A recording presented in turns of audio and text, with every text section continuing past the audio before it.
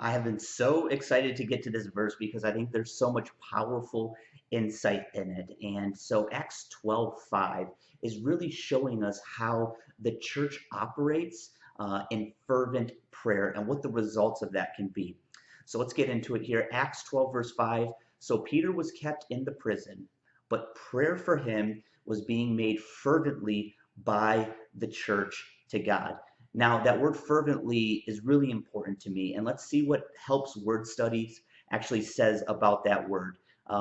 Properly, fully stretched, describing the verbal idea as extended out to its necessary or full potential. I love some of these next words or images that get conjured up here. Without slack, strenuously, without undue let up, completely taut. And so the picture that I kind of get in my head here is that we have Peter in the middle, and there's this like divine tug of war happening over Peter's life. And so we've got the church on one side strenuously pulling, keeping the rope taut, making sure that they are not giving the enemy an inch. And then on the other side, you have the forces of darkness that want to just completely destroy Peter and all the work that he's going to do from that point forward. And so they're trying to pull in the other direction. It's just such a beautiful picture of the way that we really fight for people and the way we fight for the will of God through the place of prayer. Now, a church that wants to be a thriving spiritual community that wants to use the Bible as their criteria for functioning, their existence, for everything that they do, they will be dedicated to prayer. Not just individually. Individually, I think that's important. We see plenty of times where Jesus got alone to be with God, and we need to do that the same. But one of the marks of the early church is this corporate gathering, this gathering together to pray. And look what the results of it were. You know, the first time for this kind of church prayer meeting, if you will, was the blessing of the Holy Spirit coming upon them. Now we're seeing an angelic deliverance of the Apostle Peter, strongly being tied to the fervent prayers of the saints. And so this idea that has sort of come to being that we should be in seasons of prayer together, I don't know how biblical that really is.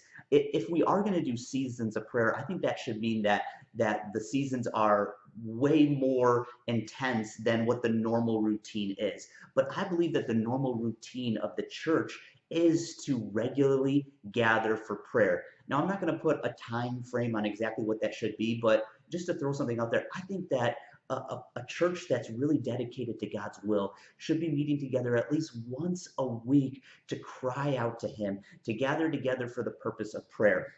And so we see some of the fad kind of being that a season of prayer is dedicated. So you do a little bit of time here at this point of year and a little bit of time here at that point of year. But then the rest of the year, you really don't gather too much to really pray. Now, these are prayer meetings. This isn't just like the normal prayer that's said on a Sunday morning service. I'm talking about really gathering to storm the throne room of heaven.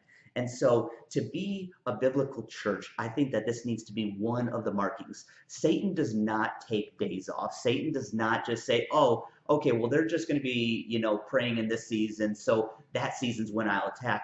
No, he's looking for weak points. As any enemy does, he's looking for weak points in our armor. So those times where we are not gathering to pray, we are extremely vulnerable as the church to being attacked by Satan and to not being able to withstand those attacks. It's like any military strategy. It would be crazy to go out for, let's say, a year at war, but only in seasons of time would you decide that you were going to bring in the heavy artillery and the tanks and all of that. The rest of the time, you were just going to let your ground troops kind of just individually fight out there.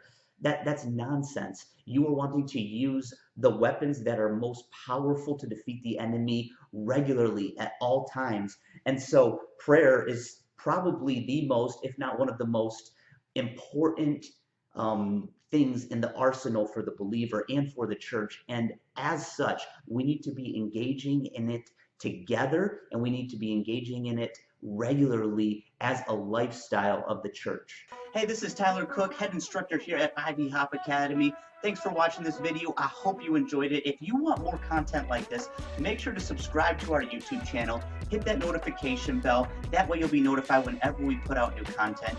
And if you'd like to learn more about Ivy Hop Academy or take a look at any of our courses, make sure to visit us at ivyhopacademy.org. We'll see you soon.